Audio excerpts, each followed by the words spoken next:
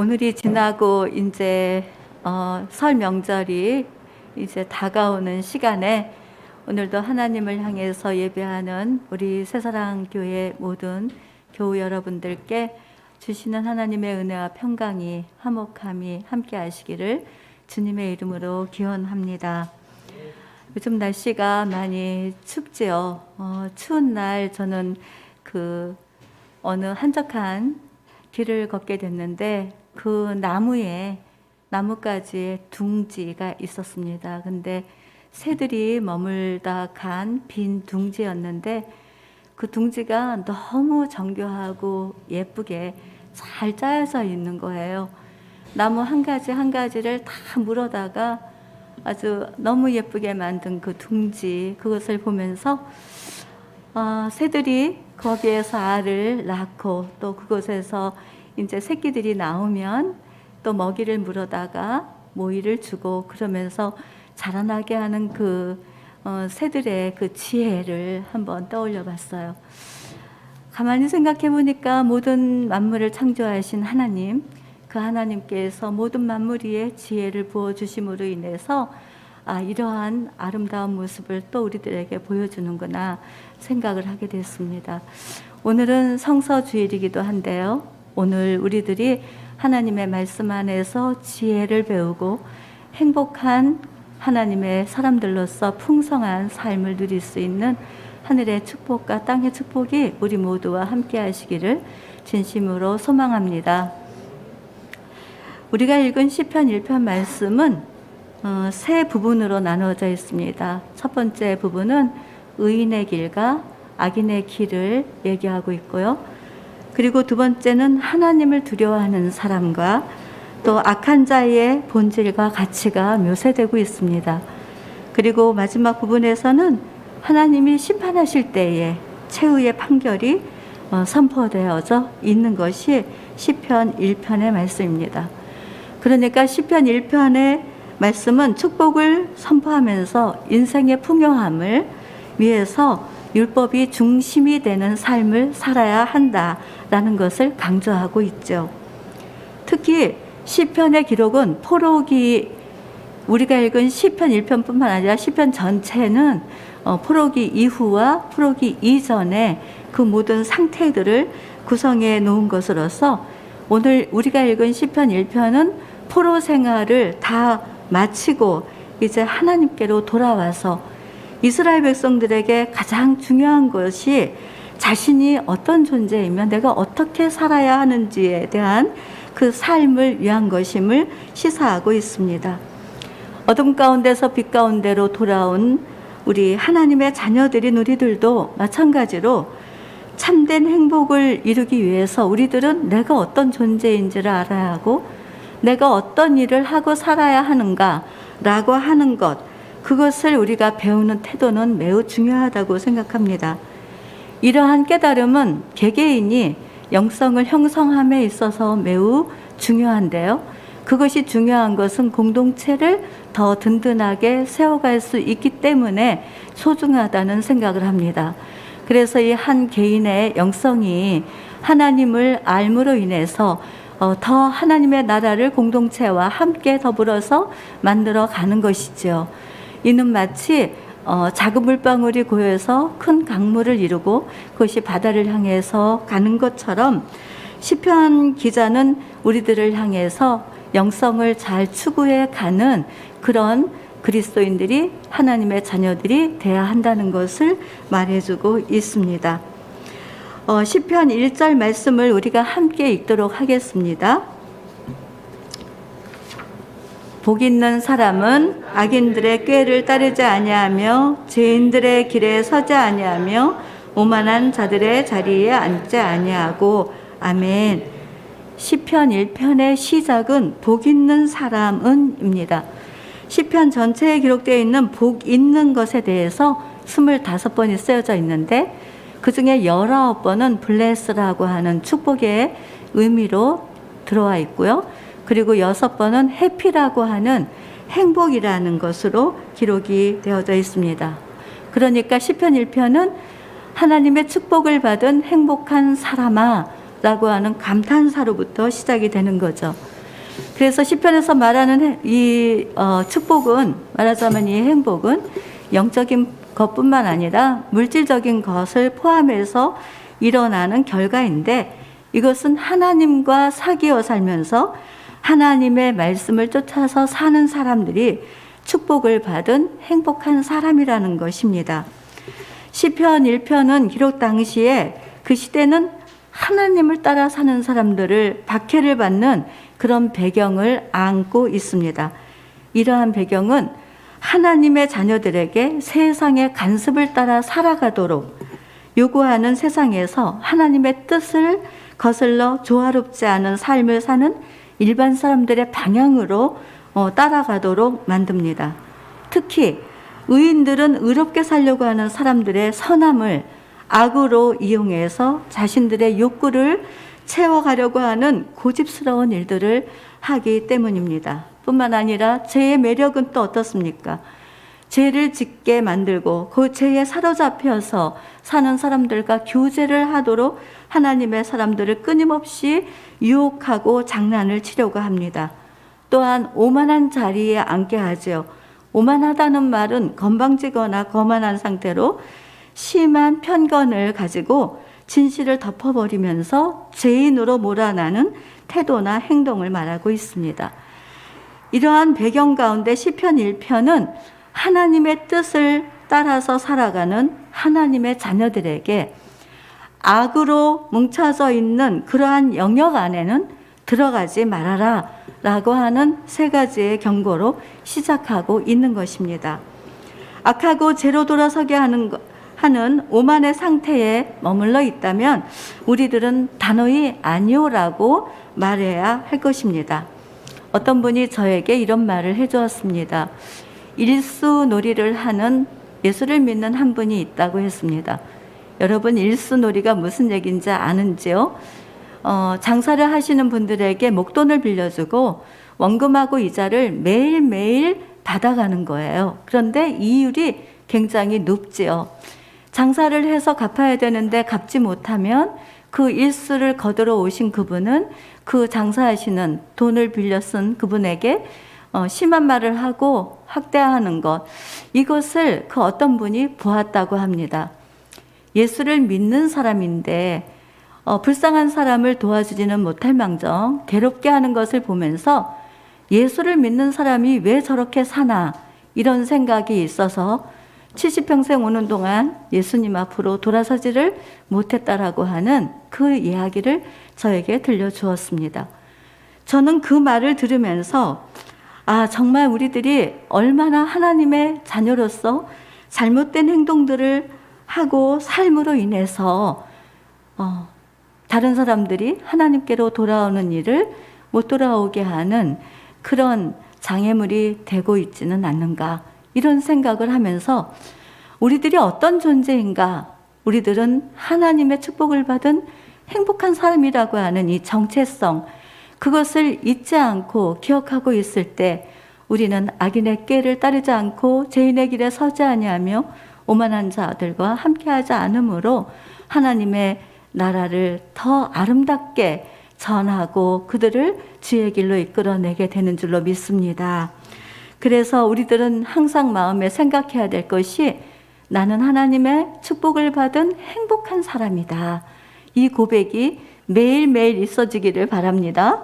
우리 한번 그렇게 고백해 볼까요? 나는 하나님의 축복을 받은 행복한 사람입니다. 정말 믿으십니까? 아멘. 나뿐만 아니라 우리 모두는 다 행복한 사람입니다. 우리 2절 말씀을 같이 읽어보도록 하겠습니다. 시작. 오직 여호와의 율법을 즐거워하며 그의 율법을 주야로 묵상하는도다. 아멘. 이 말씀은 하나님의 복을 받은 자녀들이 어떠한 삶을 살아야 하는지에 대한 가르침으로써 율법을 즐거워하고 율법을 주야로 묵상하는 삶을 살아야 한다라는 것을 가르쳐주고 있습니다. 당시에 이스라엘 백성들은 율법의 뜻을 생각하면서 낮은 목소리로 중얼거리듯이 읽는 식으로 율법을 묵상했다고 합니다. 율법은 준언함을 어떤 그런 것들을 떠올리는 것이 아니라 율법은 하나님이 자기 백성을 삶에 도움이 되도록 진실하게 가르쳐 주시는 교훈이 담겨져 있는 것입니다. 이와 같은 율법의 묵상은 하나님의 자녀들이 말씀을 따라서 삶의 가치관을 새롭게 하며 살아가도록 도와주시는 것이지요. 예수님께서 마태복음 5장의 팔복에 대해서 전해주셨습니다. 그때 거기에 모인 무리들은 어떤 사람이었냐면 가난하고 애통하고 억울한 일을 당하고 있었습니다. 그런 상황에서도 하나님의 뜻을 구하며 세상 속에서 긍휼과 청결함으로 화평함으로 살도록 그렇게 애써 왔습니다. 그러나 박해하고 거짓말로 사람을 속이고 악한 일을 하면서 분노하게 하고 화를 유발시키는 그런 시대를 살아가게 되었는데 얼마나 이 일이 지치고 견디기 힘든 삶을 살게 되었을까를 한번 상상해 보았습니다. 그런데 그때 예수님께서 하신 말씀은 현실과 아주 동떨어진 것 같은 그런 이야기를 말씀하셨습니다. 말하자면 애통하고 마음이 가난하고 또 신앙을 지켜가며 박해를 받는 것이 복이다, 이렇게 말씀을 하셨으니까요. 예수님께서 하시는 이 말씀은 어디에 부딪히겠습니까? 지금 우리들이 살아가고 있는 현실에는 부딪힐 수밖에 없습니다. 왜냐하면 자신들이 기대하는 것들이 아닌 이상처럼 보여져서 사람들이 그 말씀을 이상히 여길 수도 있었을 것입니다. 이것은 성경시대 사람들뿐만 아니라 지금 우리들이 살아가는 우리의 신앙의 길도 마찬가지입니다. 말씀을 묵상하면서도 그 말씀이 내 현실에 어떻게 다가오는지를 생각하기보다는 늘 현실 앞에 부딪히는 일들을 믿음을 성실하게 진행하지 못하도록 막기 때문입니다. 말씀이 현실 앞에 갈등을 일으키고 또는 기다림을 가져올 수도 있습니다. 분명한 것은 살아계신 하나님의 생명의 말씀을 우리들이 온전한 믿음으로 성실하게 지켜나간다면 그 말씀이 우리들의 현실에 이루어지는 하늘나라의 즐거움을 맛보게 되게 될 것입니다.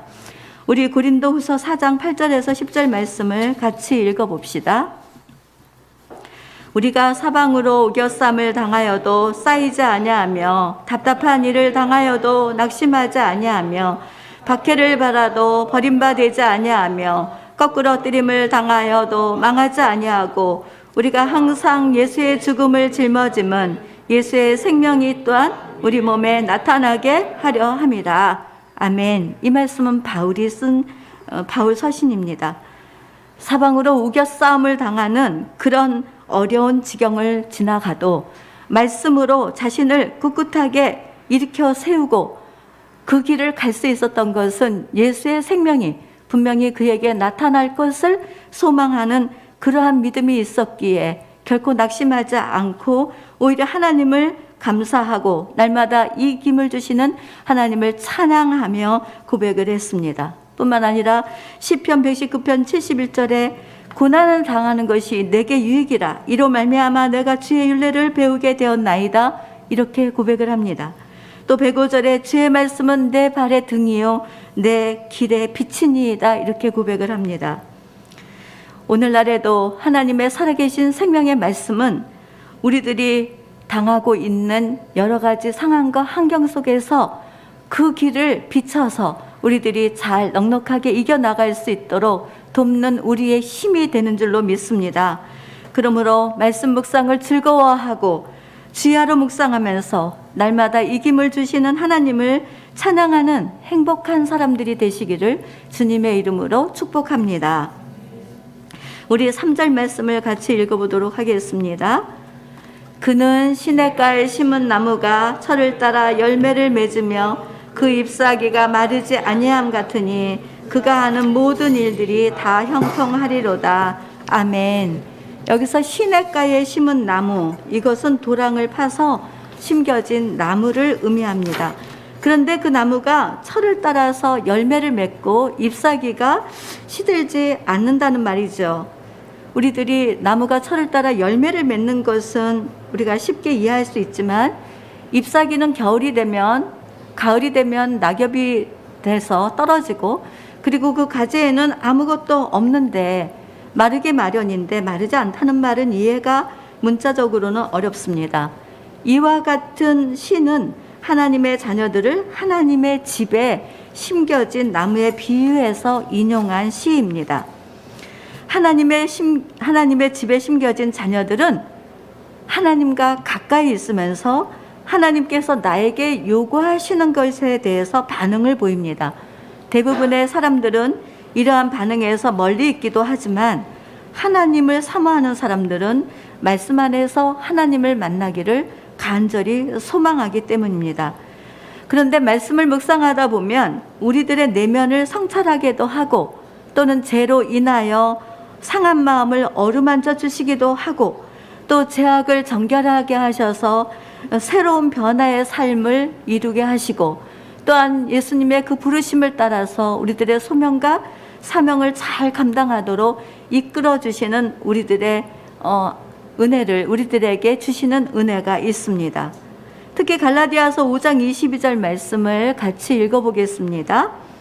오직 성령의 열매는 사랑과 희락과 화평과 오래 참음과 자비와 양성과 충성과 온유와 절제니 이 같은 것을 금지할 법이 없느니라. 아멘. 말씀 묵상은 믿음의 걸음을 힘차게 걸어가도록 용기를 줄 뿐만 아니라 우리들의 성품에 하나님의 그 성품을 우리 안으로 가져오게 하십니다.